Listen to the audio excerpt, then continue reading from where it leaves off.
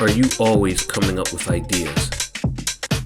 Do you marvel at successful business owners?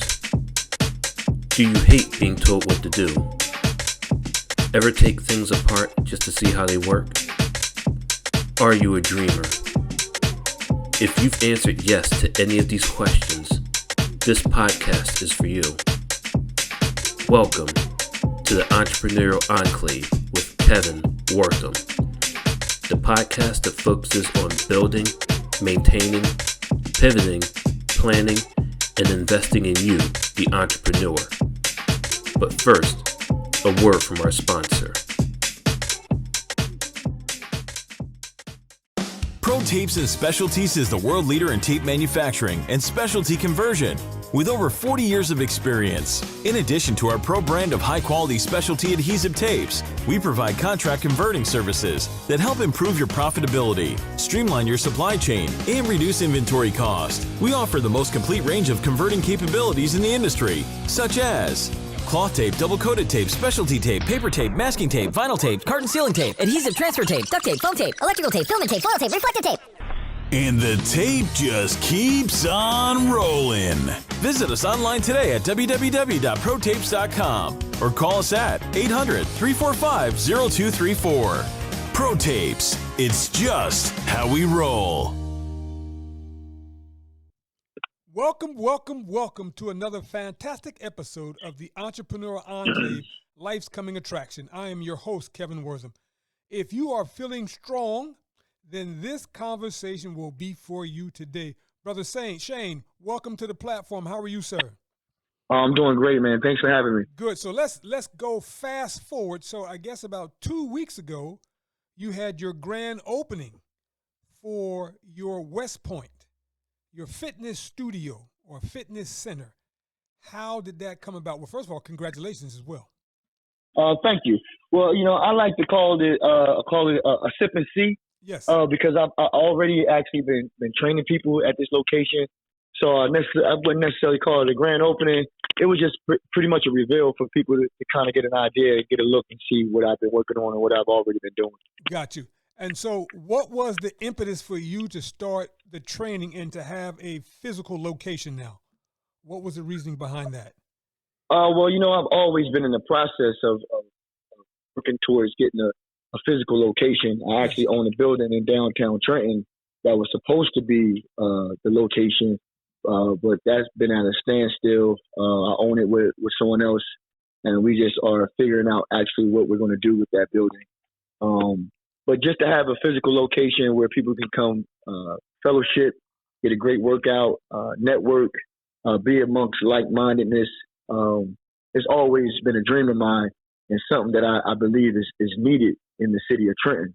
This is actually, to my knowledge, the only fitness studio or training facility in the entire city.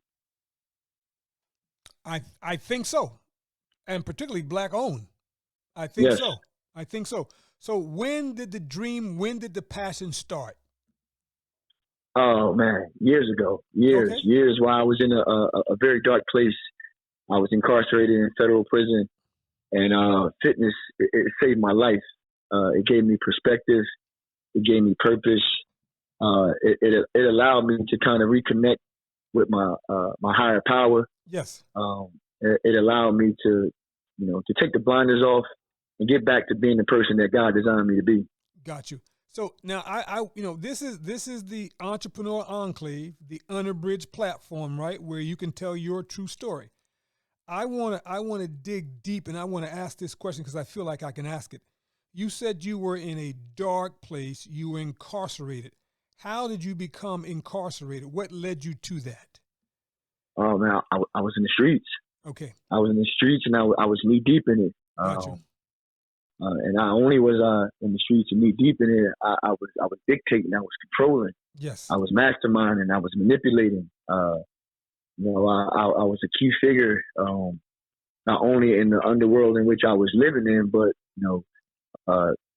one of the, I guess, individuals who did it at a very high level. Yes. And when you do those kind of things, when you live in that kind of lifestyle, there's only two paths that you choose. Yes. And fortunate for me, it led to prison, Understood. opposed to death.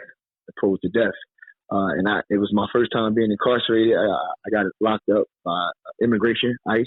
Yes. I went to federal prison. I was sentenced to 10 years. Wow. Now, the only reason why I'm asking that question, right? Because first of all, I am so grateful for you to share your story. I'm hearing so many men that get caught up into that lifestyle. What could the community do to prevent that? How could the community serve you better? Well, first of all, right, I want to give you a different perspective on it. You know, I took a program in prison. It was deemed a drug program, but it was more of a psychology program. So anytime where I hear the word caught, they would always make us hold us accountable by our word choice. Yes. You don't catch it. They would say you don't catch a case. You didn't get caught up in the lifestyle. You catch a baseball. You catch a cold, right? You make a decision. Yes. So the decisions that I made and the decisions that many of Black and brown faces or people in impoverished communities make, I think it's easy to make when you have lack of resource. Yes. Right? You have lack of opportunities. Yes. You have lack of guidance, and you don't see success in the form that most people view success. Yes. Right? When it's easy for you to look outside your window, and success looks like the drug dealer, it looks like the gangbanger, it looks like the fancy cars, it looks like the jewelry, it looks like the amount of money that are being pulled out of these individuals' pocket. And you see the beautiful women in your neighborhood are attracted to these individuals. Yes. That's kind of like what you begin to believe success to be. Gotcha. Or it's the easiest way you think that you can become successful. Got you. And I thank you for sharing, but I want to ask this question because I want to put the impetus on the community. What could the community have done to make sure that this wasn't a lifestyle or a choice for you? What could the community have done better? I don't think they could have done anything better for me because I had the opportunity. Okay. I made a conscious decision. Okay. It wasn't like I didn't have the lack of resources. It wasn't like I didn't have the lack of opportunity. Right? It wasn't like I had a lack of guidance. Yes. Right? I just made the conscious decision that this was what I was going to do. Got you.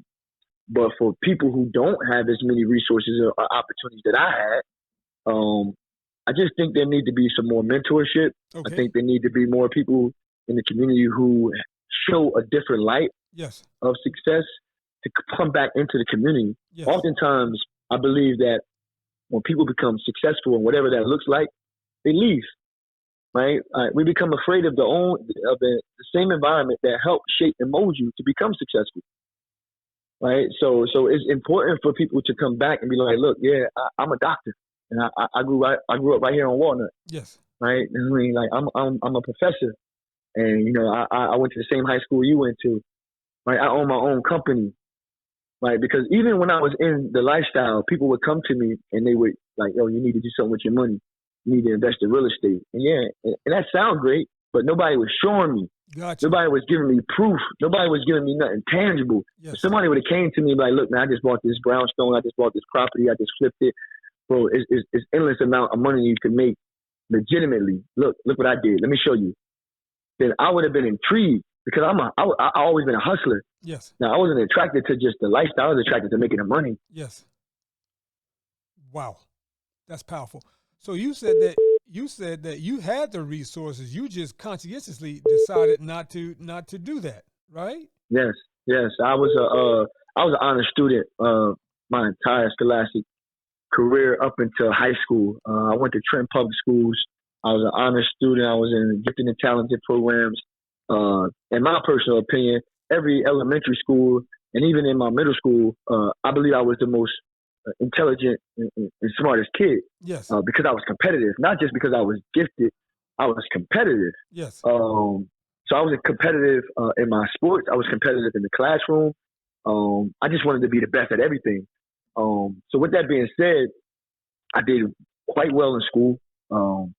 I was a standout athlete, in particular basketball. Okay. I got recruited by majority of the Catholic schools in the area. Yes. And a lot of the prep schools. I wound up going to Princeton Day. where I received my first C. I never got a C until I got the Princeton day. Yes. Like the academic pressures at that institution was at a different level. Yes. So I had an opportunity. Right? I was a nationally ranked basketball player. My senior year, I was the number 9 point guard going into the spring signing period. Wait, I was ranked in the top 100. Hold it. Wait. You are ranked. What? You are ranked. Yeah. Wow.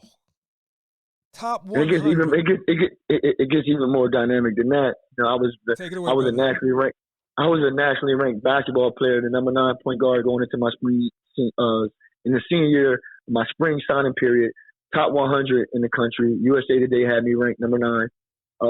But I was selling drugs while I was even in high school as a nationally ranked basketball player. What, now, did your classmates know that? No. Wow. Only maybe like 3 people knew. Wow. Because I didn't, and to be honest with you, at the time, I didn't even know. Gotcha. I didn't even know what I was doing. I didn't even know that I was selling drugs. Gotcha. Because, you know, the drug culture in my neighborhood, it was so prevalent. It was normalized. Yes. I didn't even see anything wrong with selling drugs morally. I knew it was illegally, but morally, I didn't see anything wrong with selling drugs. So what happened was, you know, a very close relative of mine came to me with a proposition. Her and her friend had some marijuana. Yes. They had pounds of it. Yes. I'm not sure exactly how they got it, whether they took it or it was given to them, but I know it was their boyfriend's drugs. And they asked me if I knew anyone who could get rid of it. And I've always been a hustler, like I said. I've always been attracted to money. Money always had a way of finding its way in my pocket. Yes. I would pray for snow, so I shoveled. Yeah. I literally would pray for snow because I could make $1,000 in a snowstorm at like 12, 10, 11 years old. Yes. I sold sports memorabilia. I collected cards. I sold hot dogs and ices out my backyard during the summer leagues. Yes. So I always was a hustler. So I seen this as an opportunity to hustle, to make money, because a lot of my friends at this time were already selling drugs. Okay. Right. So it was like easy. Like I could just put 2 and 2 together. So I'm like, yeah, give it to me. And all I did was gave it to one of my cousins and one of my friends who I knew were selling weed at their high school. Okay. And I'm going to school in Newark. So at this time I transferred. I went to Princeton Day my 9th and 10th grade year, but then I wound up transferring to St. Benedict's Prep in Newark, New Jersey. Yes. And so I transferred. So I was living in Newark. So I was staying. They moved me in a house with one of my teammates. Yes. So I'm living in Newark. So I would drop the weed off to my friend and my cousin. And then on the weekends, I would pick up the money and give it to the person who I was getting it from. And I would do this like every week. Right. So I wasn't physically like actually hand to hand selling anything. Yeah. I was just, you know, going from point A to point B, then I would collect and get the money back. So in my mind, I'm like, I'm not really selling drugs. Yeah. But in hindsight, that was like the first wave of me making quick money. I did that. That lasted for like a few months. I made a few $1,000. Okay. For a poor 18-year-old kid from Wilbur section in Trenton, New Jersey. That was a lot of money.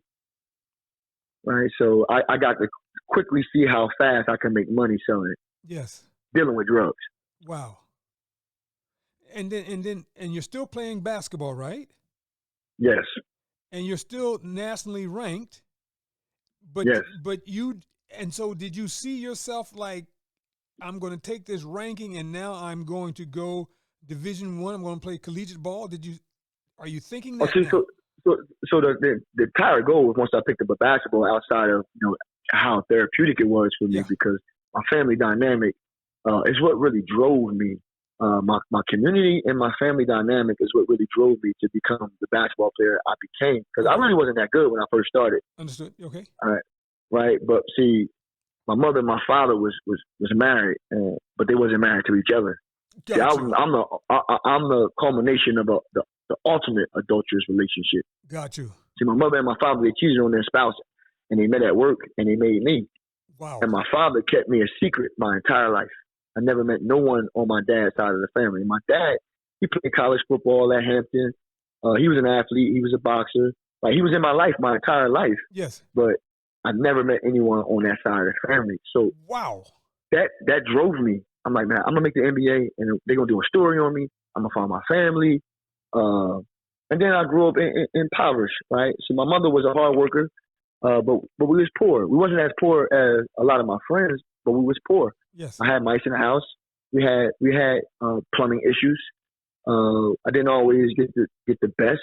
Yes. But I did get rewarded. So whenever I got good grades, my mom would reward me. So these were things that drove me to become the basketball player that I eventually became. Yes. So for me, it was about not only getting recognition through playing basketball, because I quickly seen how in the neighborhood, basketball players got a lot of respect, they got a lot of recognition. Absolutely. And I wanted that. Yes. I wanted that, right? Like. But that wasn't the main driving force. The main driving force was the NBA. I wanted the money. Okay. Right? I wanted the money, and I wanted to find my family. So I knew that, there had to be steps. Right? I knew I had to go to Division I, or at least I thought I had to go to Division I in order to make it to the NBA.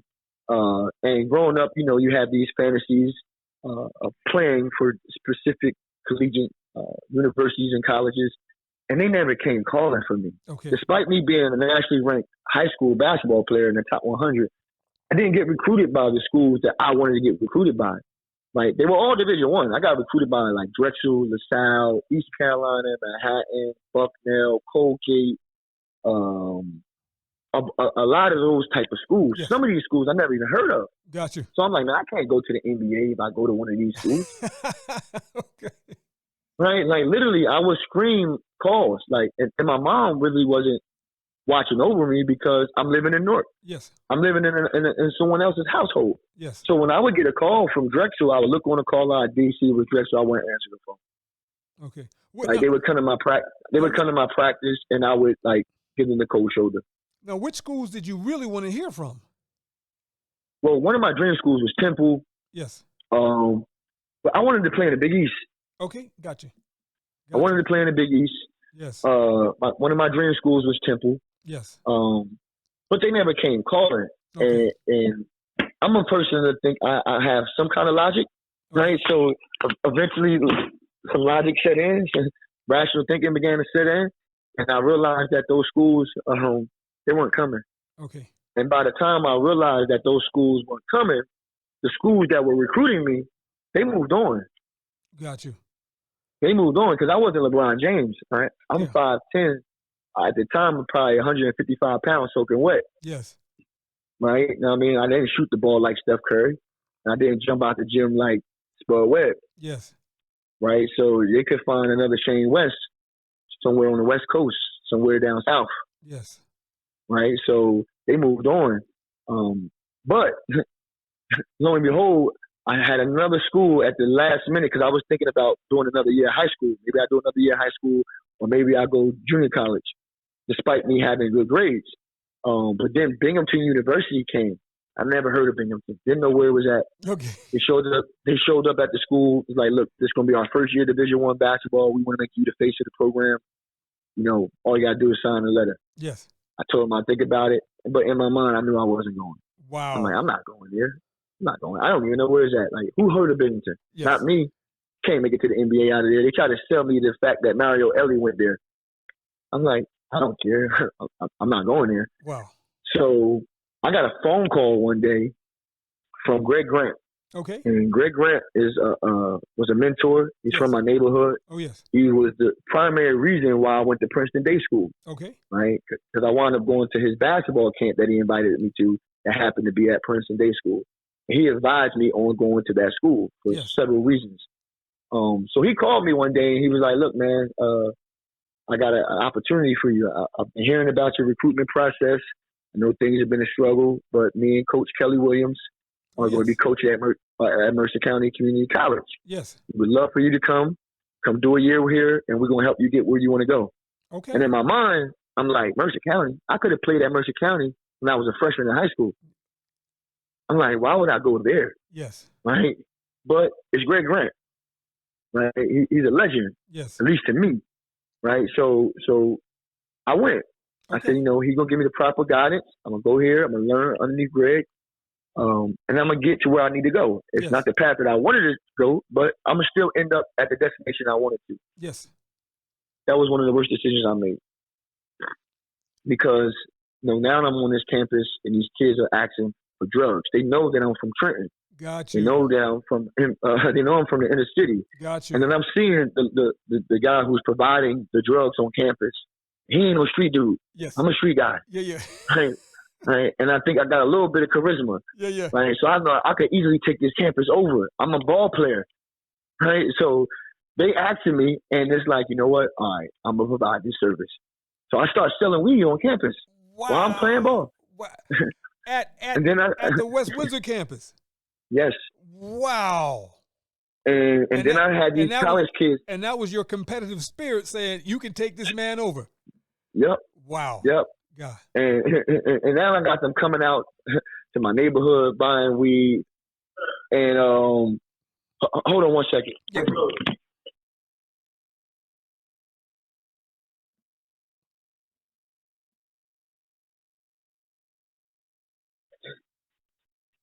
Hello, I'm sorry about that. That's okay. I'm here. Go ahead. Okay. Yeah. So now I have them coming out to my neighborhood, and I'm making money hand over fist. Yes. At this time, I'm selling a lot of weed. Yes. At this time, I probably have about $20,000-$30,000. I'm 18 years old. And it got to a point where the marijuana hustle started slowing up. Okay. Right. It started slowing down. Yes. So I went to the guy that I was buying the weed from. I'm like, listen, man, I'm not making as much money as I used to off this weed. I need something else to sell. Like, yes. What else can I sell? And he shows me a bag full of crack cocaine. Oh, no. And Wow. he's like, man, sell this. I'm like, what's this? He's like, man, it's crack. I'm like, what? He's like, man, sell it to your friends. He's like, a lot of your friends already selling it. He's like, you already got enough money. You don't got to sell it to the addicts. You can sell it to your friends who sell it to the addicts, or who sell it to other people who sell it to addicts. So I'm like, all right, show me how to sell it. Show me what to do. Next thing I know, I take it out to my neighborhood, and I probably spent, I think I bought like $2,500 worth of it. Okay. And I got rid of it in like a couple hours. And I called him for more. He's like, are you done? I'm like, yeah, lo and behold, they really like crack in my neighborhood. Yeah, they really like crack in my neighborhood. And then, and I'm still going to school. Yes. Right? I'm still playing ball. Now, let me stop you for a second. Okay. With all this growth that's going on, did your coaches suspect anything? Did anything? Nobody knew nothing. Nobody knew anything. Wow. No, I kept a low profile, man. Got like you. I had friends that didn't know I was selling drugs. Right. Wow. So one day I'm at practice and I get a phone call, and during one of the breaks I go in and I answer the phone, and it was a sale. Yes. And it was a substantial amount of money to me. Yes. So I told my coach, I'm like, yo, my grandmom is sick. I gotta leave. And at that moment, I knew that I was a drug dealer, and I was no longer a basketball player. And I quit, and I never came back. And I still was going to school because I didn't want my mom. Yeah. Like, and it's weird because from the age of 16, 17 years old, I never asked my mom for any money. Yes. So I kind of knew that she suspected I was doing something. Yes. But she was, I guess, in denial. Okay. But I didn't want to give her even more reason. So I stayed in school. And I stayed in school for about like another year. Then I quit. Yes. It was just getting too overwhelming being a drug dealer and going to school. Yeah. Trying to keep up that facade. Yeah. Right. I mean, so at the end of the day, I just went full-fledged, drug dealer. No. When you decided to quit school, again, did the coaches come back and say, what can we do to get you back in school? Or you were long gone for that conversation? I'm sorry, my phone blacked out a little bit. I couldn't hear you. Yeah, no, I said when you decided to quit school, did the coaches come back to you and say, listen, you can still come back and we can help you? Or you were just long gone and school just wasn't your thing? Man, it was over. Okay. Like I can't even tell you a conversation that I might have had with one of the coaches. Yes. I just knew nobody was going to convince me that I wasn't going to do what I needed to do by selling drugs. Wow. The funny situation was like I'm already years in on selling drugs at this time. Like I done climbed the ladder, and this guy named Ed Butler. Yes. He was one of the #1 scouts in New Jersey. He used to run a showcase called EKB. Okay. And he calls me one day out the blue. I'm probably 20, 19 years old, right? year and a half, 2 years removed from playing basketball. Yes. He's like, listen, man, I got this school out in New Mexico. They are top 5 in the country, junior college. They're looking for a point guard. You one of the first names I thought of. Bro, are you willing to go out there and play for them? Yes. He said, man, all you got to do is just meet me at the airport, like at the end of the week or something. I forget. Yes. It was like the end of the week. And you got the spot. It's top 5 in the country. Yes. I'm like, man, and the whole time he talking to me, I probably got I think I had Hennessy or Remy. But I had a bottle of alcohol in my hand. Yes. And I'm like, man, I said, I'll let you know. But I knew I was. It was over. I'm all the way in. Wow. Now, so when you say that you're all the way in, right? Were you staying at your mother's house? Yes. Okay. And did you? I never moved out. You never moved out. Did you ever have business come to the house? No. I mean, well, initially, when I first started, like friends. Okay. Yeah. So my mom knew my friends. So yeah, they would come to the house, and she knew them as just friends coming over. Yeah. But sometimes they coming over and I'm giving them drugs. Got you. Right. But when I got to a certain level, I understood that no drugs, no money could be at my mom's house. Understood. Right. I expanded to the point where I had multiple places where I kept my money and my drugs. Wow. Man, this sounds like a movie. Oh man, it is. What? When I look back on it, but when you living in it, it was normalized, man. Yeah. You know, like outside of it, because it's like a fog. It's like its own world. Yeah. Right. Like I said, you're in a culture where you think you're doing people a service by providing drugs, by providing guns. Yes. Right. I used to literally tell myself that the neighborhood is better when I have drugs.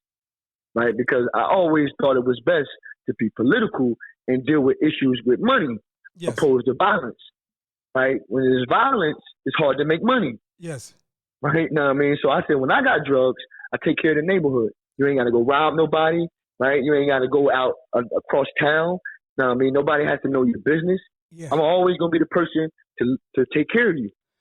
If you broke, I'll put money in your pocket. Wow. Now, I want to go back to a statement you made earlier. When you first were at Mercer County Community College, you said that because of your competitive spirit, you were able to take over somebody else's business, right? Now that you're part of it. Now, when you're part of the reason. Yeah. Now that you're on your own, did you ever think that somebody could take over your business that was bigger than yours? I didn't look at it like that. Got you. I didn't look at it like that. As long as I do, like I tell people like now, even doing like what I'm doing now, nobody can outwork me. Got you. Nobody.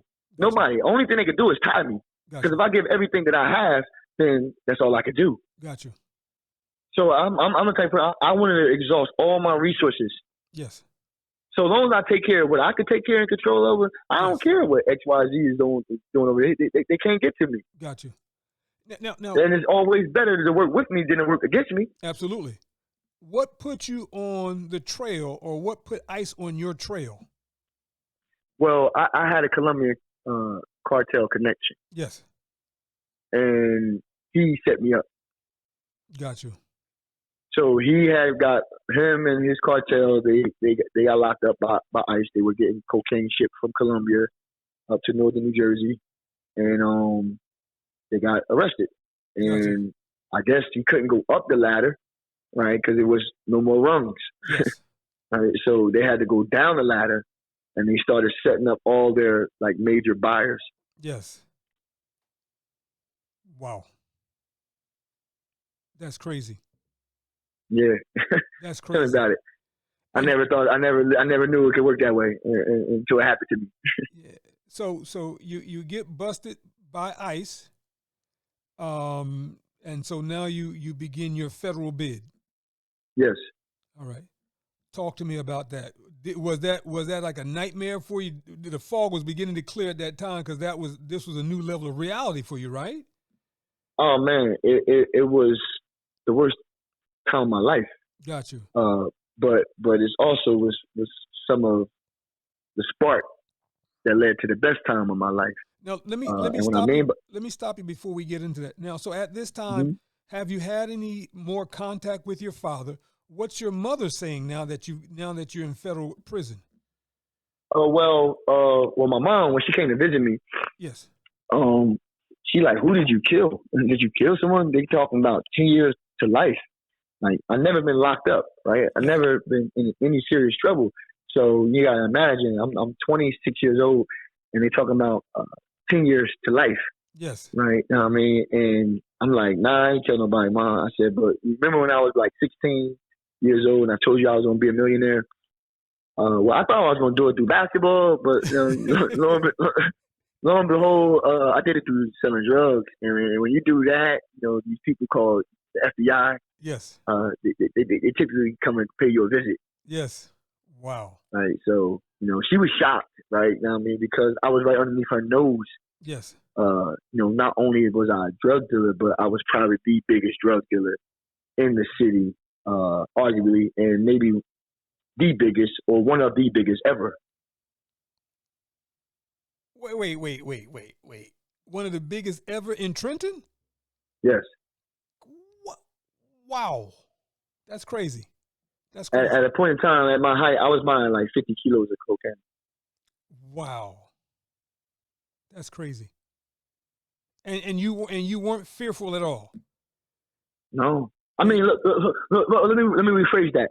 In my right state of mind now, looking back in hindsight, yes, everybody that's in the criminal underworld is fearful. Yes. That's why they do drugs.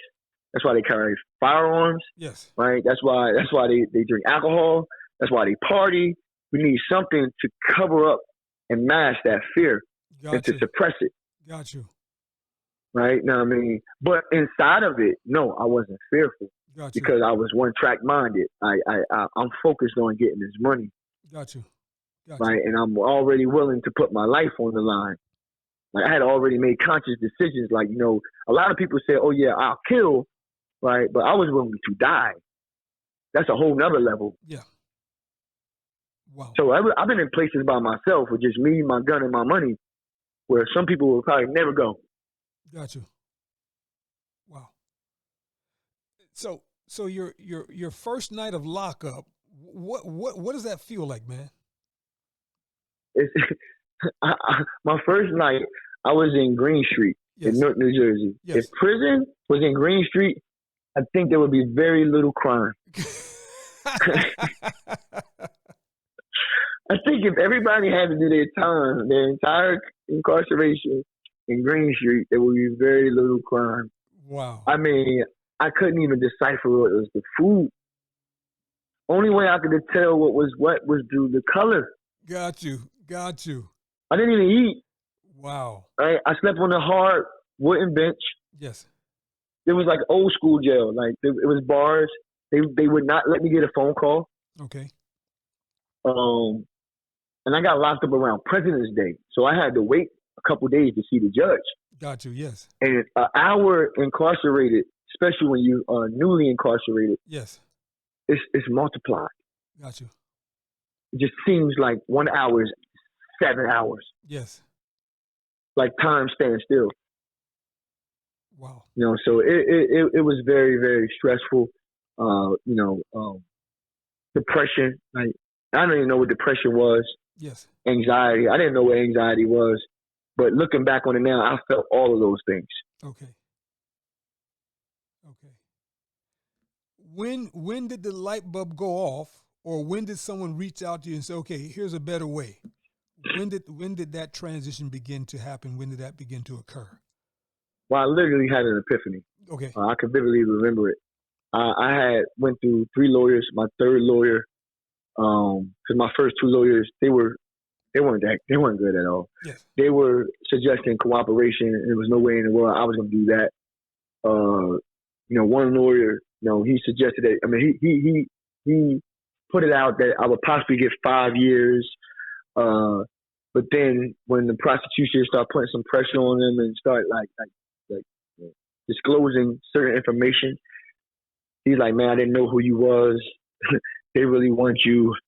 I think it's best that you cooperate. So, I went through several lawyers. So my third lawyer, I'm going to see my third lawyer. And I've never been indicted. Like, yes. When I got locked up on a complaint. Okay. Meaning like an information saying that, we got this up against you.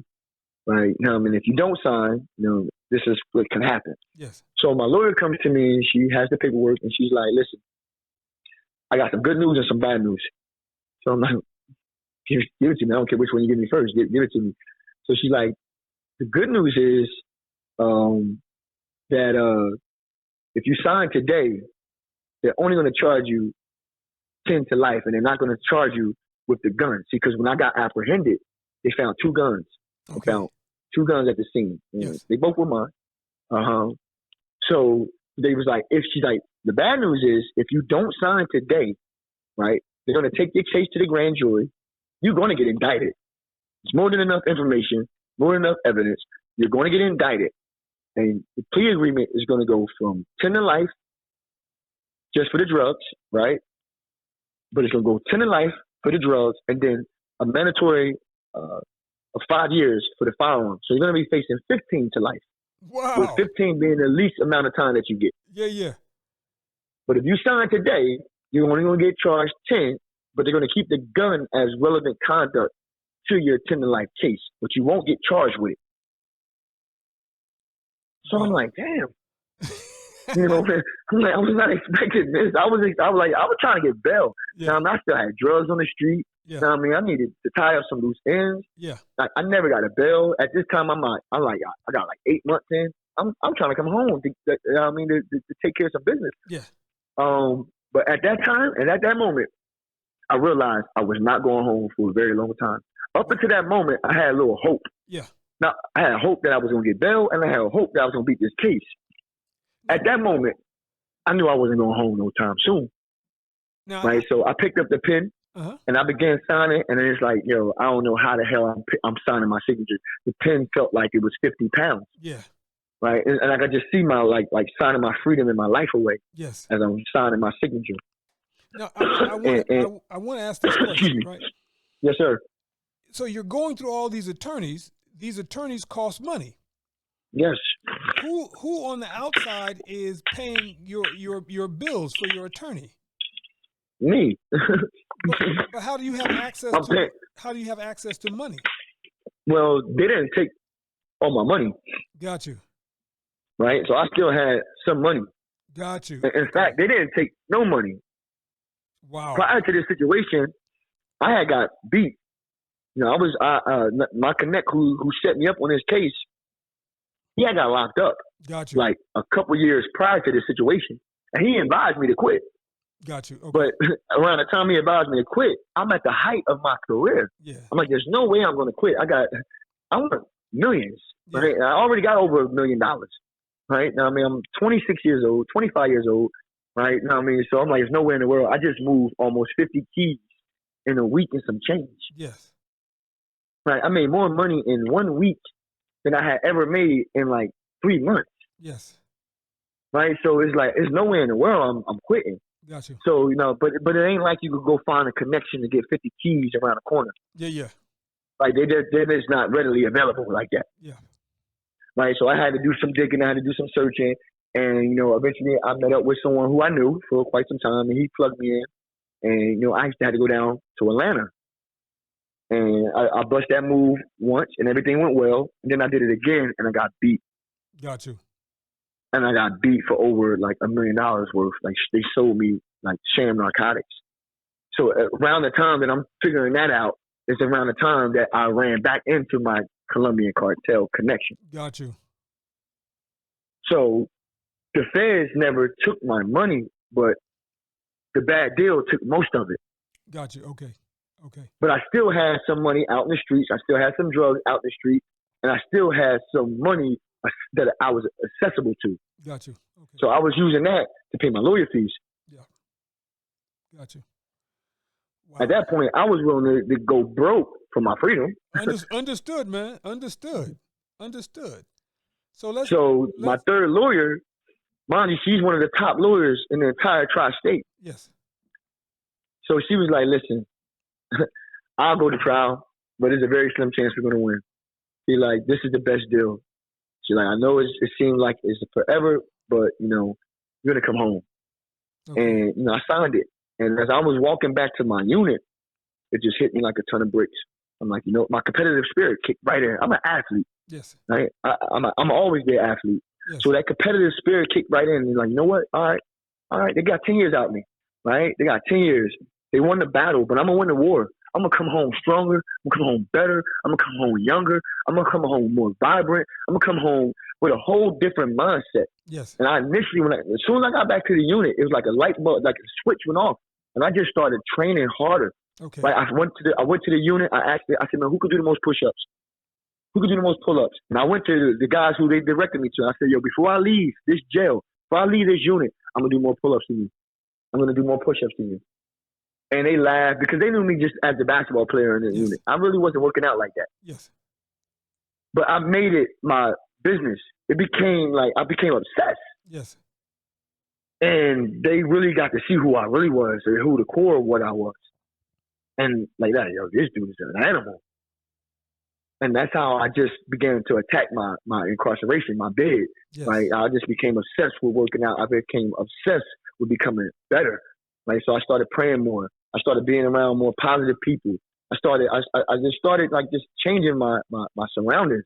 And lo and behold, there's some good people in prison. Yes. My best friends are people that I met in jail. The most intelligent person I ever met in my life was in prison. The most creative person I ever met in my life was in prison. The most peaceful people I ever met in my life was in prison. The most respectful people I ever met in my life was in prison. Now, granted, you have a whole lot of knuckleheads too. Yeah. But you got to choose to be around those people. Yes. So that's when the transformation began to take shape. Okay. And what did that look like for you? Did you begin to ask for classes now to really get your mind right, to match your body? What's going on now? Well, I'm still in the county at this time. Yes. So I have limited resources, limited access. But I began to feel better. Okay. So I started not thinking about the outside world as much, right? And then you begin to get recognition. People are like, yo, bro, you're getting strong. Yes. Yo, bro, you starting to shape out. Because I was in Essex County in North. I had no access to a mirror. I didn't know what I looked like for like 7 months. Okay. Right. So one day the CEO office was left open.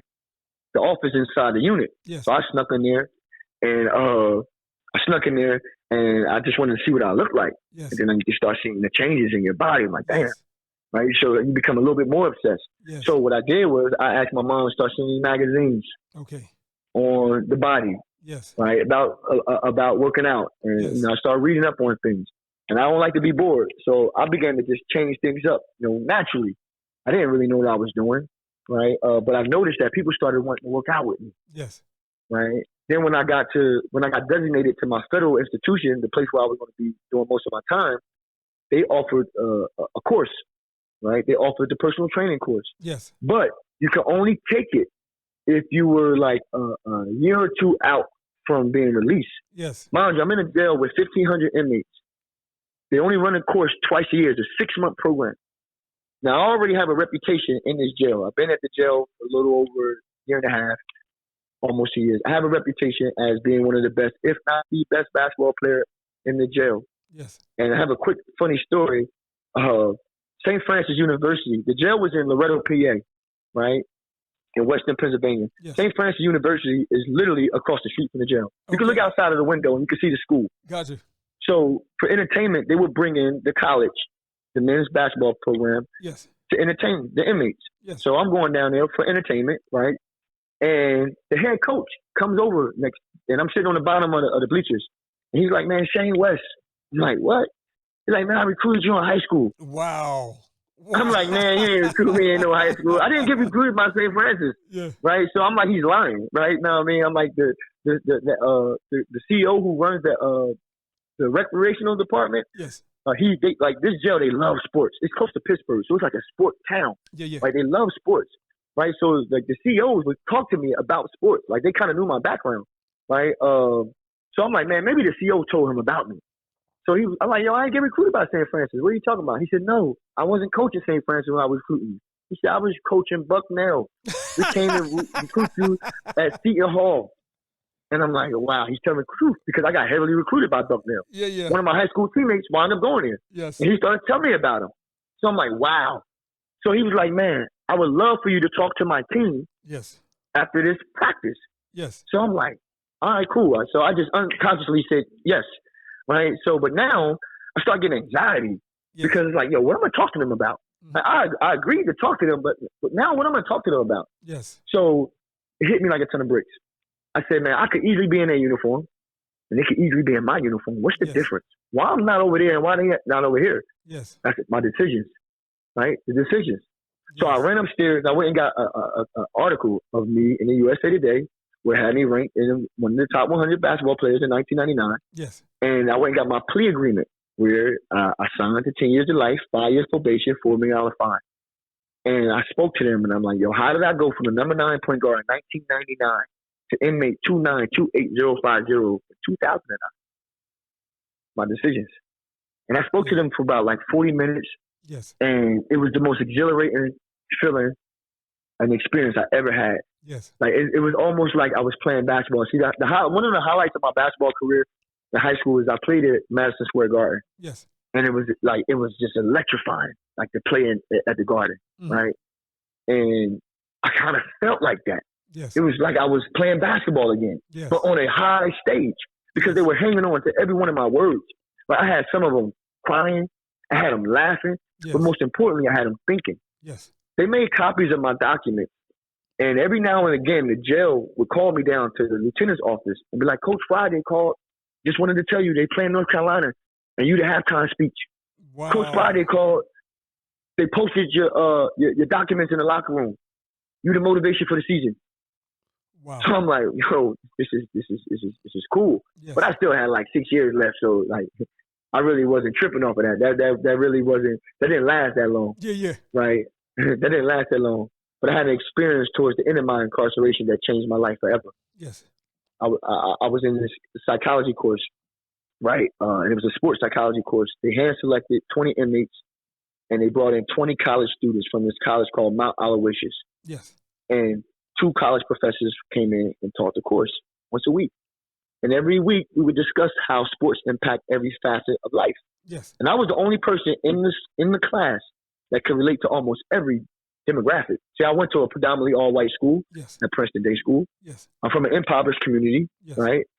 I went to a multicultural school at St. Benedict's Prep. Yes. And I'm a federal felon.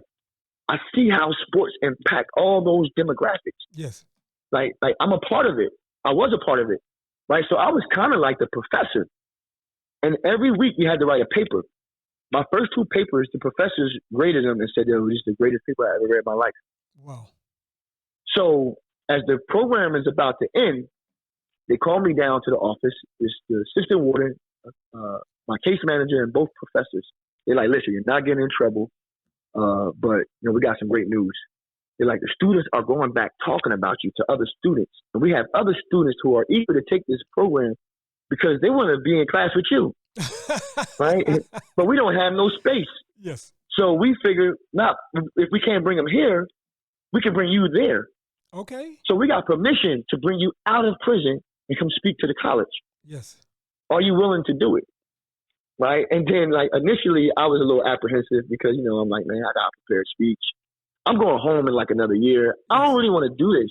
Yes. But one of the college professors was from Philadelphia, and she was a big-time Eagles fan. Yes. And I love the Eagles. Anybody know me, like I love the Eagles. Like, how my order of importance go, it go God, the gym, Eagles, and my son.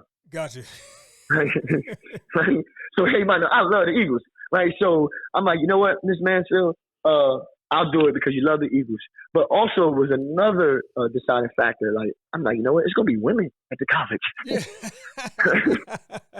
So I didn't see no women on the outside in a long time. So I'm like, sign me up. Let me see if I still got it. So I'm like, sign me up. Yeah. So, they like the following week, they escorted me. I wasn't shackled or handcuffed or nothing, but I had my prison uniform on. Yes. And I was shocked. I was blown away. Like, it was a huge spectacle, man. Like they had the local news reporters there, broadcasting networks was there. Yes. It was like 5,000, 8,000 kids there. I spoke for like 45 minutes. Okay. I got a standing ovation. Yes. But what changed my life was this Asian girl came up to me. She was crying. She was bawling like she lost her best friend. Yes. And I'm like, why are you crying? She like, you saved my life. Wow. I'm like, huh? How did I do that? She was like, I was on suicide watch this week, and one of my best friends is in your class. And she told me I need to come hear you talk. She told me I need to come hear you speak. Yes. She told me I need to come hear your story. Yes. She's like, everything you've been through in your life, everything that you're currently going through, like, and I'm starting to get like emotional because I could see it like it was yesterday. Yes. And she was like, you make me want to live. Awesome. Because you're so positive, you're so perseverant. Yes. And like, just to know the power of the tongue, Yes. right? To know the power of someone's testimony. Yes. I'm going to share my story every opportunity I get Yes. because of her. Yes. I feel you. I feel you. And she don't know she did more for me Yes. than I did for her. I feel you. So I tell people all the time, man, like, fitness, it saved my life, Yes. and personal training is just something that I do. Yes. But that's not what I am, right? I'm the spirit of God, right? I'm a living, breathing, walking testimony. I'm here to help change people's mindset, to help Yes. people change their lives, not just their body. That's a byproduct. Yes. That's just a way for me to get you in the door to have a conversation with you that's going to change your life. Yes. Wow. All right, so, and then when I came home, a good friend of mine, he was working at Montclair, Yes. in Montclair State. And he was like, yo, I would love for you to come tell your story at my school. We're having an event called From G's to Gents. It's going to be like 10 high schools, the male population. I'm like, all right, cool, sure. So when I go up there, he's like, yo, sign this paper. I'm like, what is this, a waiver or something? Like, he's like, no, you're going to get paid. I'm like, paid for what? Yeah, yeah. He like, paid to tell your story. I'm like, they pay people to do it? So he like, yeah. No, I mean, it was like $500. Yeah. And I definitely could have used it, right? I mean,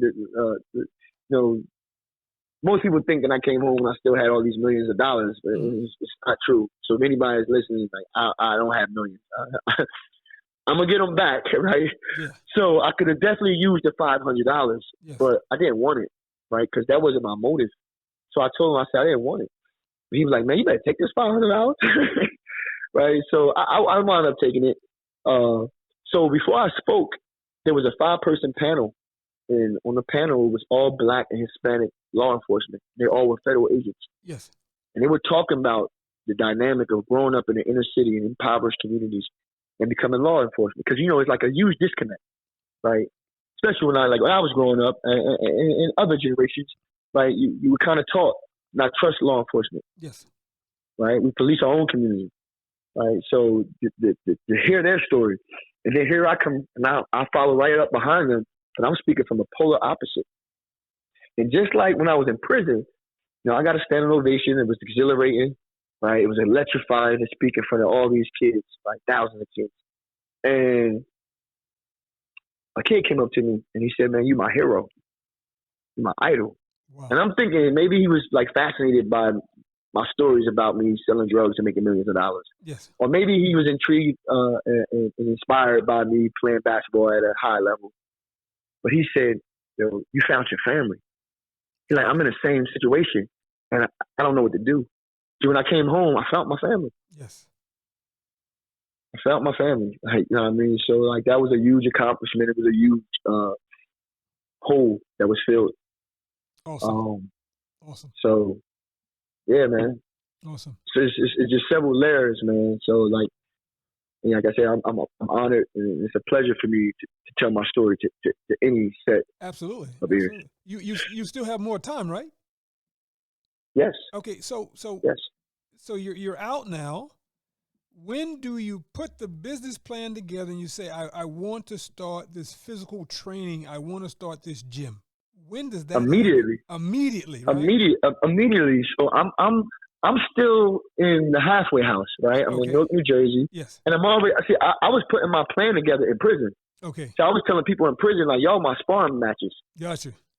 Right. So I was running a business in prison. I was training people in prison. I was running fitness classes in prison. I even had a focus group. I got all the white collar criminals together. I used to train a couple of them. Okay. And there's one individual who was like the leader of them. Yes. So his name was Scott. I'm like, Scott, get all your smart guys together. Yes. I want to have a focus group. I got a bunch of questions. So I had a bunch of questions, like from like color scheme to my logo to, how to start a business. Like they were my focus group. Wow. So I was already planning for my success while I was in prison. Wow. Right. So when I came home, I was already ready to hit the ground running. So I'm in a halfway house. You can't have your own business. Yes. You can't start your own. Well, you can't work for yourself. But I already got the LLC while I was in the halfway house. Yes. Right? I already got my business formulated. Yes. But I couldn't work for myself because you got to show pay stub. Yes. So I wanted to work in a gym, but no gyms was hiring me. Okay. Like they were not giving me the time of day. Okay. Right. So a good friend of mine, he was a regional manager. Regional manager for Finish Line. Yes. So I'm like, I need a job because the halfway house said if I don't find a job this week, they're gonna pull me back. So I was on home confinement. Yes. And this was probably the second worst part of my entire bid. Being in the house with my mom, she was like the worst warden I ever had. And, right in the halfway house. Yeah. It was the second worst part of my bid. The first was initially got locked up, and then the end. Yes. Right. So I'm like, I got to get a job. So while me working at Finish Line, I wasn't making a lot of money. I was working part time. I had no idea about selling shoes, but I know how to sell anything. Yes. So I looked at it as an opportunity to sharpen up my salesman skills and to talk to women. Yes. Right. So by me selling shoes, right, not necessarily like talk to women like to date them, but to talk to them, to get familiar with talking to them again. Yes. Because for 8 years, I really wasn't talking to women except for my son, mother, and my sisters and them. Yes. Right. So I'm training men. I wasn't training women. I know eventually I'm gonna have to train women. Yes. So by me selling shoes to these two older women, I wound up getting a job at LA Fitness. Okay. Right. Because she was complaining about her foot. One lady was complaining about her foot, and I was explaining to her that this shoe might be the best for X, Y, and Z. And she's like, "Oh, you sound like a doctor." I'm like, "No, I'm not a doctor, but I'm a personal trainer. I know a little bit about the anatomy and the biomechanics of the body." And she was like, "Well, what gym you at?" I'm like, "Well, I'm in between." So she was like, "Well, my gym out in LA Fitness, they're hiring. Yes. I've been a lifetime member. Go tell them that Miss such and such recommends you." So right after work, I'm supposed to go home. I'm like, I'm going to LA Fitness. Yeah.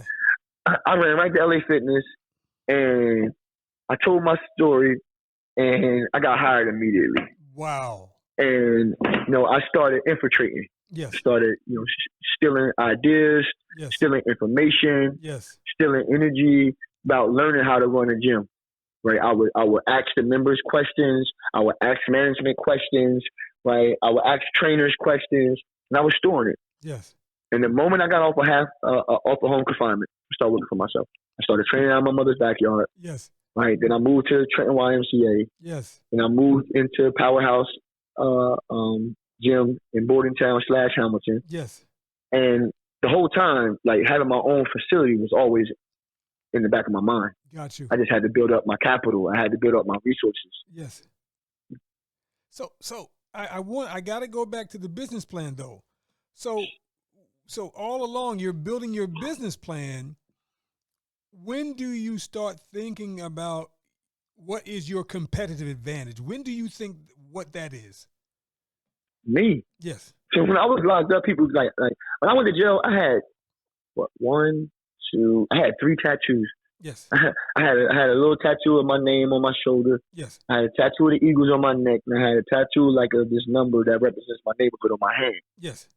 When I came home, like I was like tatted up and tagged up like the subway in Harlem or something. Right? So guys, like I was constantly getting tattooed in prison, and mind you, it's illegal, but the guys do it. Yeah. Right? So they used to be like, "Yo, man, what you gonna do when you go home? You all tatted up." I'm working for myself. Wow. I'm gonna run a business. I'm gonna run my own gym. Yes. I already knew that was gonna happen. Yes. All right. So like I wasn't worried about the competition as far as me getting up and running. Yes. I was gonna use the competition to kind of learn the business. Understood. Use the competition to kind of like fuel my business. Yes. Use the competition to know how to maneuver my business. Yes. But like at the end of the day, I tell people all the time, business is business. Yes. It's all about supply and demand. Right? It's all about interpersonal skills. It's all about relationships. Yes. It's all about information. Yes. Right? So I don't care if you're selling T-shirts, fitness, water, or drugs. It's business. Because I had the same drugs. I had the same access. I had the same resources that everybody else had. Yes. What made me so successful?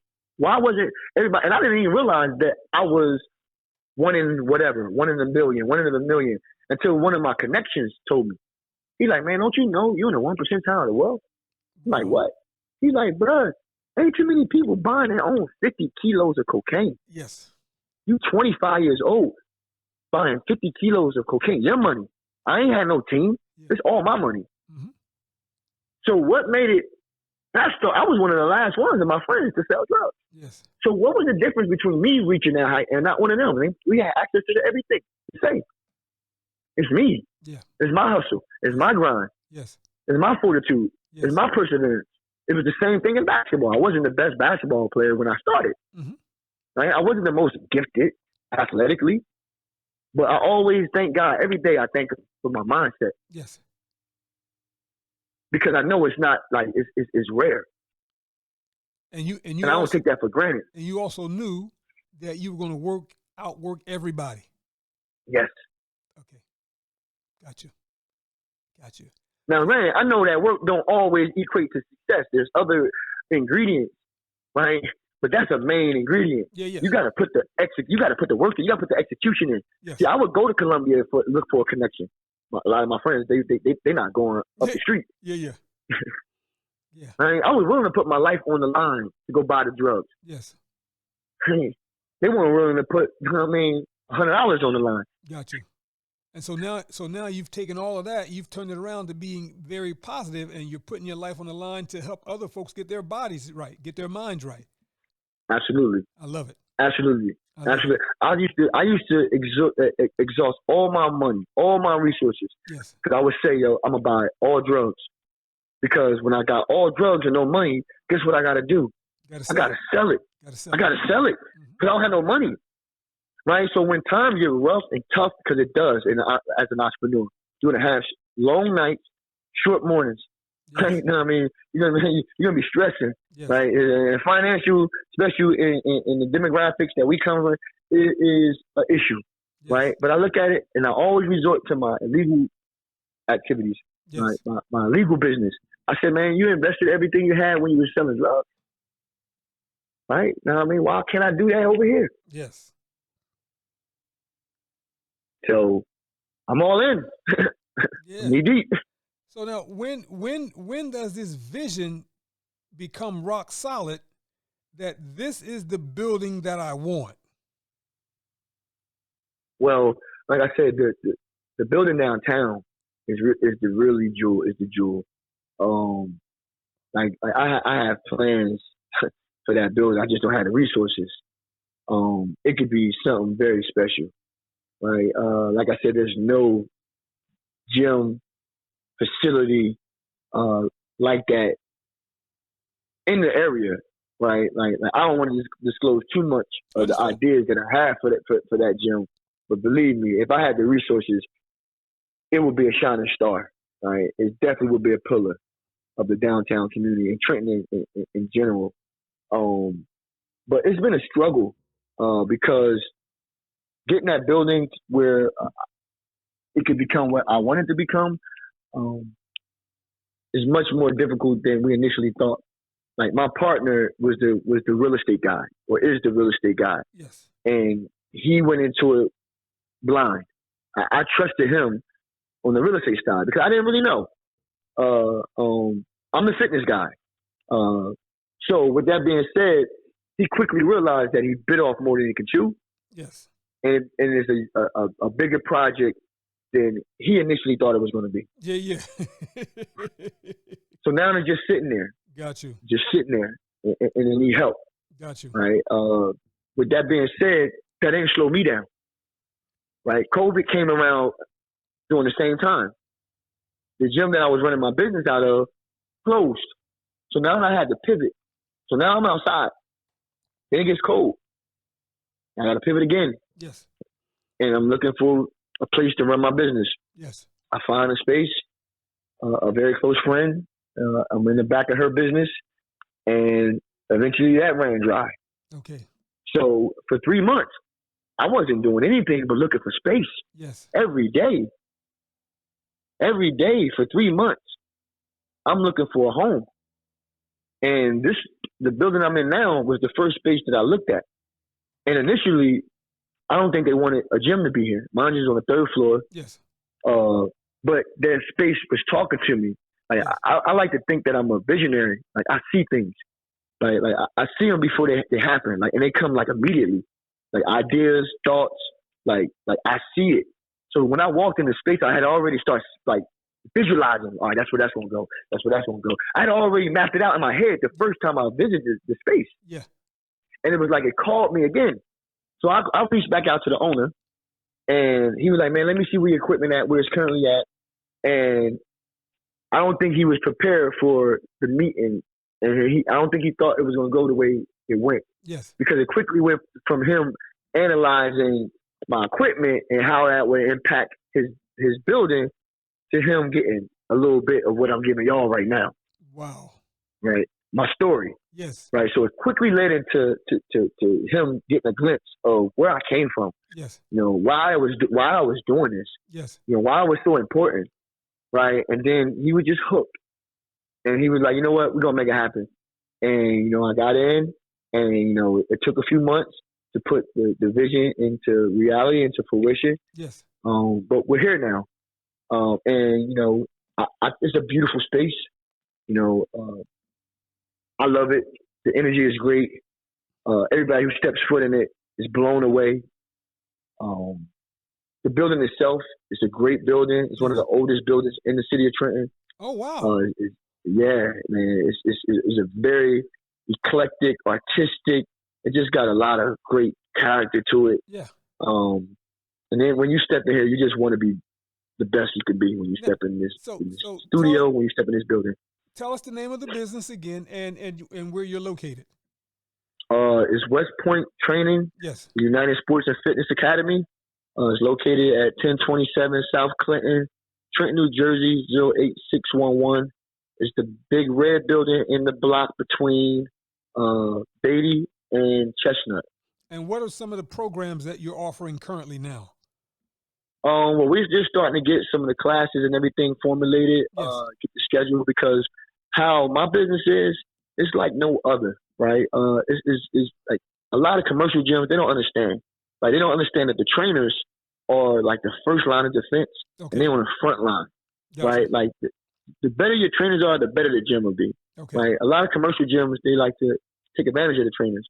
Where I came up with the concept because I'm a business owner and I'm a trainer, right? That I want to partner with trainers, right? I think you get better results when you partner. We have partnership. Now, don't get me wrong. There's sometimes when you need some employees, it has to be an employee-employee relationship. Yes. But in this business, I see that it works much better when you partner with the trainers. They're going to work harder for you because I worked harder when I was working with Powerhouse. They worked with me. Yes. So this is like a gym like no other, where trainers, they are independent trainers. I have a couple trainers who are independent trainers. They come here, right? They run their business through this facility. Yes. I pay them to run some classes. I facilitate some clients through them, and we work together, and we build each other up. I help build up their brand. They help build up my brand.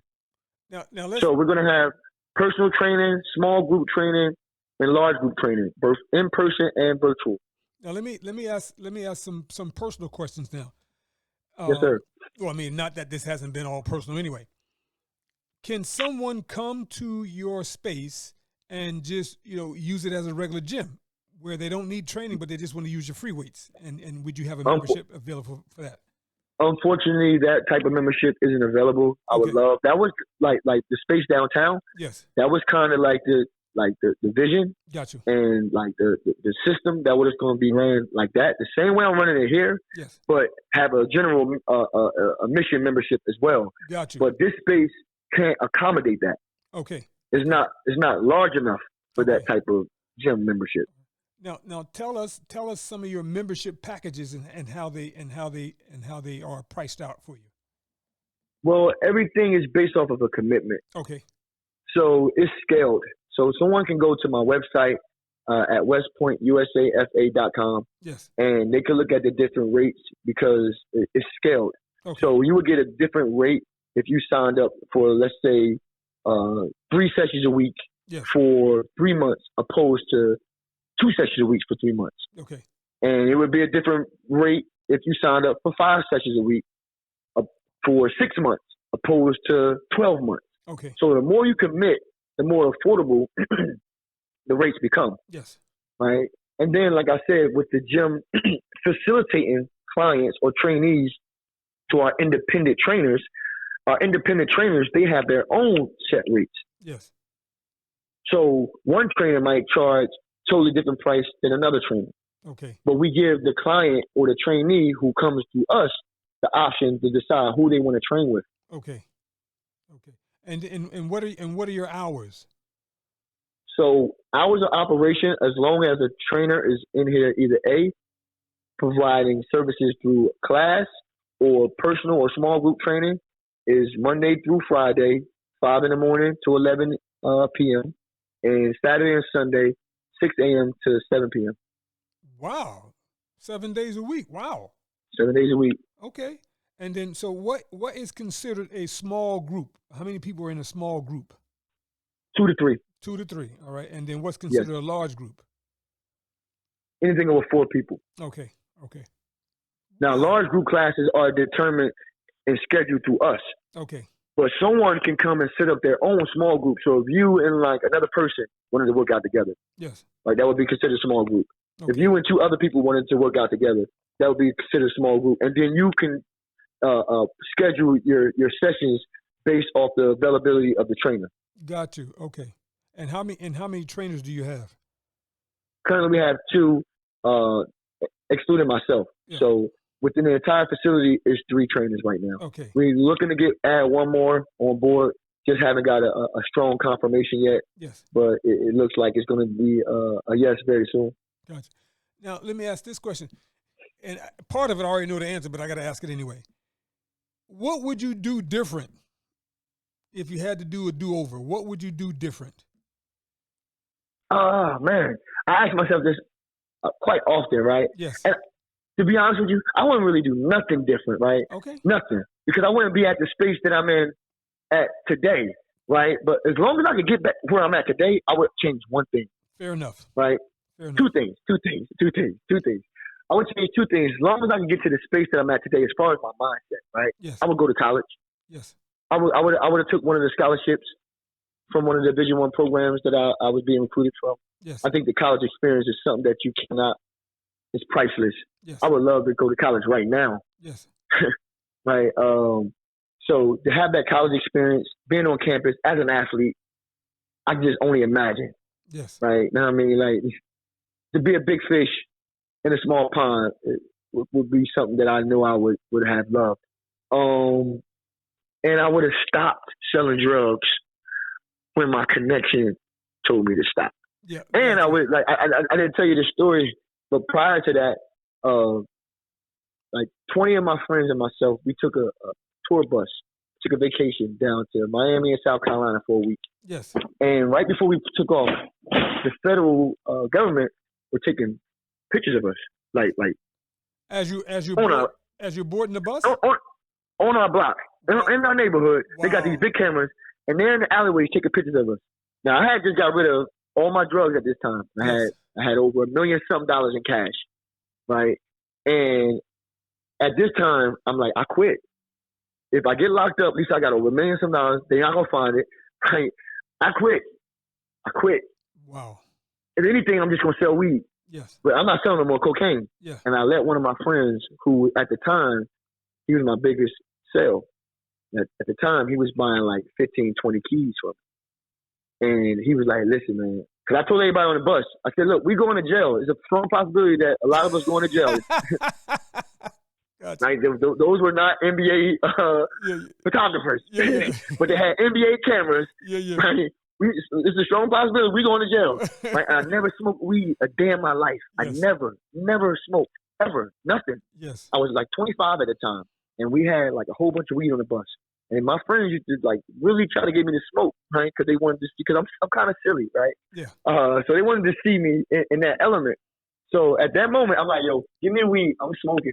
So they're like, man, you're not smoking. I said, no, because we probably going to jail. And if I go to jail today, I don't want to go high. Yeah. Right? So, So, but I didn't go to jail that day, Gotcha. right? And I didn't go to jail that year.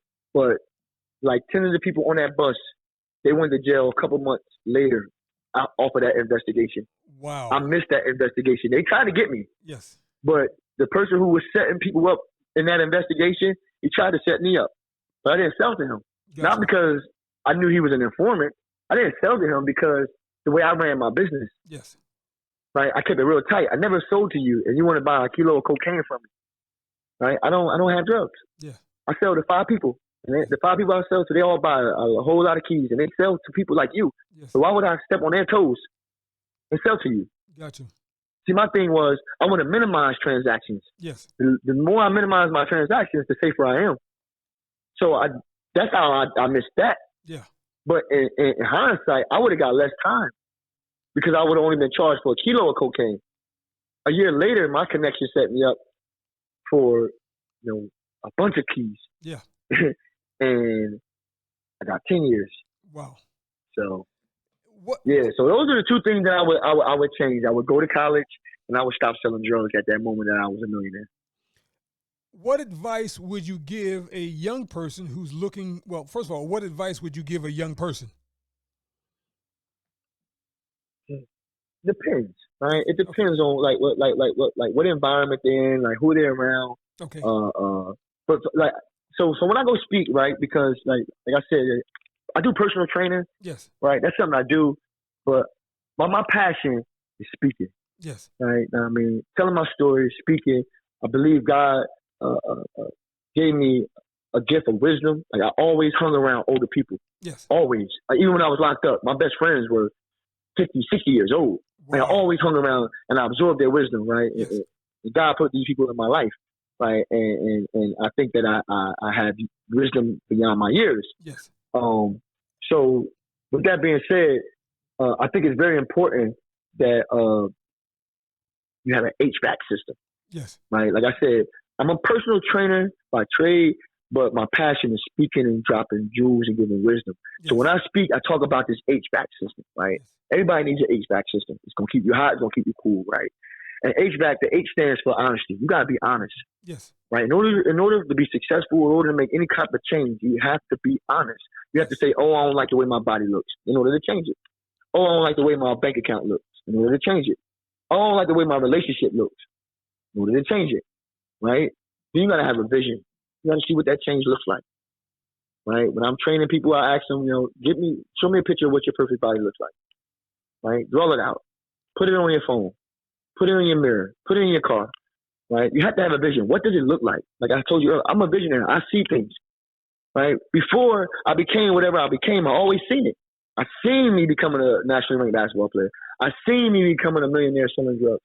I seen me becoming a gym owner, Yes. right? I see me becoming a national figure in this motivational speaking realm. I see it, right?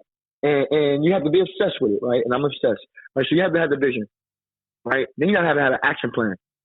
The A stands for action plan, Yes. right? And the action plan involves people, places, and things. See, when I came home, I didn't know how to start a legitimate business, but I had that focus group, right? I knew people who had legitimate business. Help me, right? So now, like when I get bored or back then when I wanted to hang out, I'll go hang out in my stoop. I'll go hang out in my neighborhood. Yes. Now when I get bored, I want to hang out. I go hang out at Starbucks downtown, Yes. right? Like before, my best friends, and these are still some of my friends, right? I love them from a distance more than not, right? But regularly, I was hanging out with high-ranking gang members. Mm-hmm. I was hanging out with murderers. Yes. I was hanging out with dope dealers, Yes. right? Like these were my friends, right? Some of them still are, right? But I hang out with them from a distance. Now my friends are bankers, Yes. are accountants, are politicians, Yes. are judges, right? Are trainers, right? Are pastors, Yes. okay? Are doctors, right? So people, places, and things. And the things that I do now, like I live in the gym.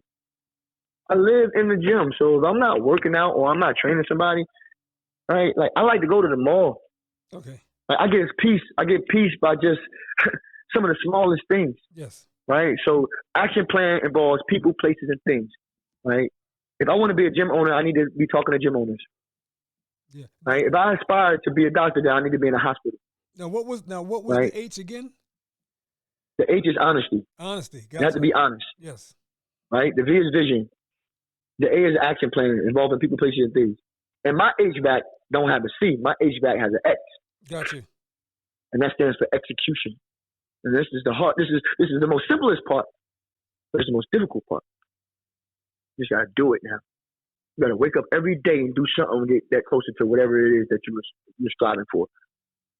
So this is what I say that separates me from so many of my competitors, or it's just so many people in life, right? And this is what I always thank God for. And I tell people it's not me, it's God, because I'm wired like this. I don't know why I'm wired like this, but I've always been wired like this. To get up at 5 o'clock in the morning to work on my jump shot. Yeah.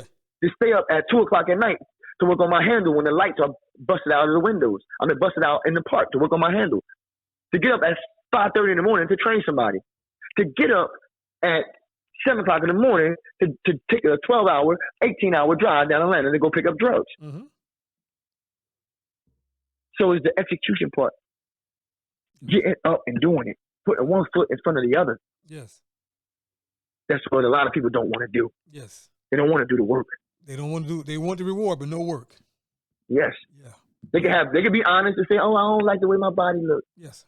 They can have a vision. Oh, I want to look like Halle Berry. Oh, I want to look like Michael B. Jordan. Yes. Right. They can have an action plan. They can have a nice, a dope trainer, a dope gym. Right. You know what I mean? But they don't show up. And then when they show up, they're not giving 110%. Yes. They're not eating right. So how you gonna get the results? Got you. An HVAC system. Got you. So I would advise people they gotta tap into the HVAC system. Yes. I love it, man. So let's do this one more time, Shane. Yeah, absolutely. And one other advice. Yep. For anyone who's in a situation that I used to be in, because I know there are plenty of guys out there that's looking to get out. You know what I mean? Because it's hard. Yes. Like selling dope, especially at that level, is probably more addictive than the actual user. Mm-hmm. Like when you're accustomed to making money hand over fist in one transaction, you can make hundreds of thousands of dollars. Right? It's very hard to quit. Right? So at the end of the day, like I told you, for me, it was about the money. Yes. If someone would have showed me how to make that kind of money selling T-shirts, I would have been all in. Yeah. Right?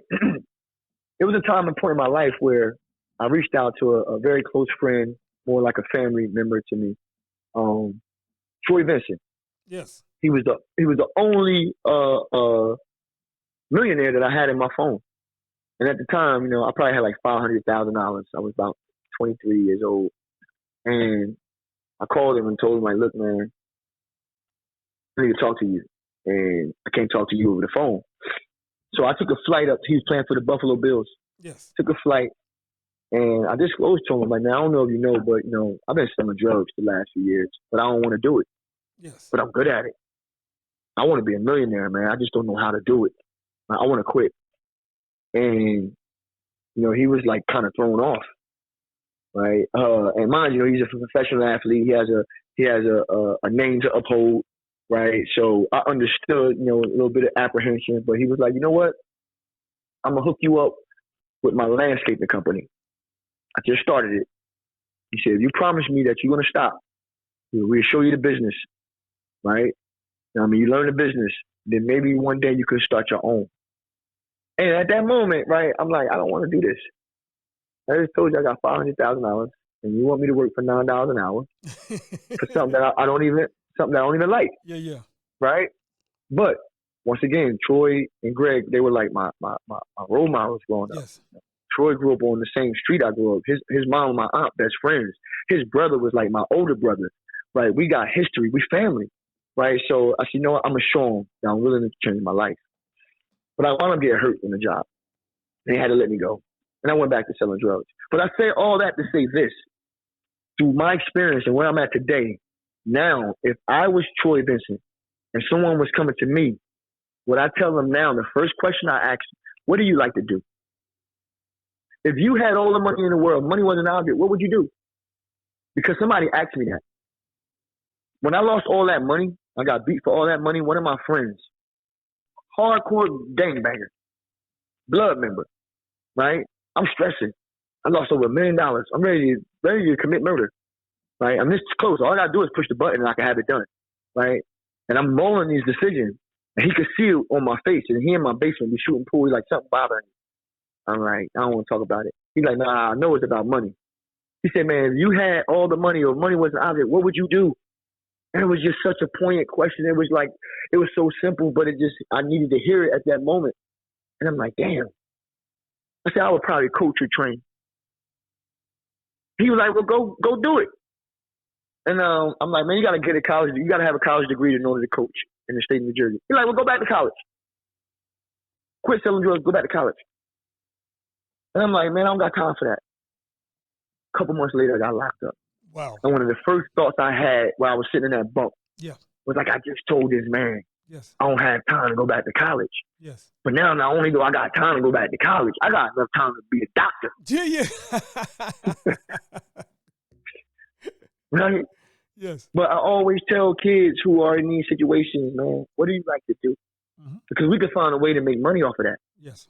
I don't care what it is that you like to do. Yes. There's multiple ways in that industry of what you like to do Yes. that you can make money on. You like clothes, that's the fashion industry. Yes. There's a whole bunch of ways. You like sports, that's the sporting industry. You don't have to play basketball. You could be an agent, Yes. be a coach, Yes. right? You could be a trainer. Yes. Right? Like that. So tell me what you like to do. What do other people think that you're good at? Yes. And then now we can figure it out because I got resources to help you. Yes. So that's my advice for anyone who is in a predicament that I used to be in, where they want to get out, Yes. but they don't know how. And another thing they could do, they could hit me up, man. They could follow me on Instagram. Yes. I'm at West_point USAFA. I'm always accessible. Okay. I don't take not one direct message. I don't take one phone call. I don't take one set of ears for granted. Yes. Because that Asian girl showed me the power, how you can help change someone's life. Yes. And I don't take it for granted. Brother Shane, one more time, the name of the business and your location. West Point Training, United Sports and Fitness Academy, located at 1027 South Clinton Avenue, Trenton, New Jersey, 08611. The big red building, you can see like I have perforated vinyl. Yes. You'll see the logo. You'll see pictures of me. You'll see a picture of my favorite athlete, Kobe Bryant, in the windows. Yes. So you'll know that that's the gym. This is where you belong. It's in between. Yep. It's in between Chestnut and Beatty. Yes. 1027 South Clinton Avenue, Trenton, New Jersey, 08611. Brother Shane, this has been fantastic. Man, this was all right. And I want to once again say congratulations. I'm gonna keep track of you. I'm gonna follow you. I'm gonna let you know that the platform is always open to you. So as you continue to grow and move and execute your vision, we want to support it in any way we can. Wow. Oh, thank you, man. It's a pleasure, man. Yes. It's an honor. Yes, please be on the lookout. Like I said, man, I'm gonna be doing a lot more of speaking, a lot more having my face out in the public, a lot more. Just showing God, right? showing what God truly designed me for. Right? It was a point in my life I thought it was basketball, yes. and I thought it was selling dope, yes. and I thought it was fitness. Nah, it's speaking. Yes. So any opportunity I have, man, I'm gonna take advantage of it, and I'm glad you gave me the opportunity to take advantage of this platform. Absolutely, brother. Nothing but continued success. And again, the platform is always open to you. And let's stay connected. Let's talk and text. All right, appreciate it. Thank you. All right, brother. Thank you so much. All right. Yep. Take care. Have a great rest of the day. You as well. Thanks, man. All right. Bye-bye.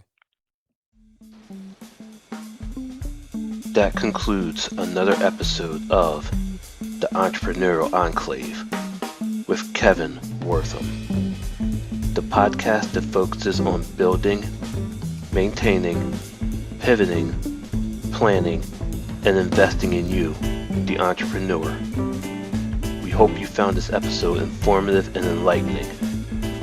If you have any questions or comments about any of our episodes, please call 609-731-9311 or email kevin@minding-our-business.com. We look forward to joining us for our next one. Until next time.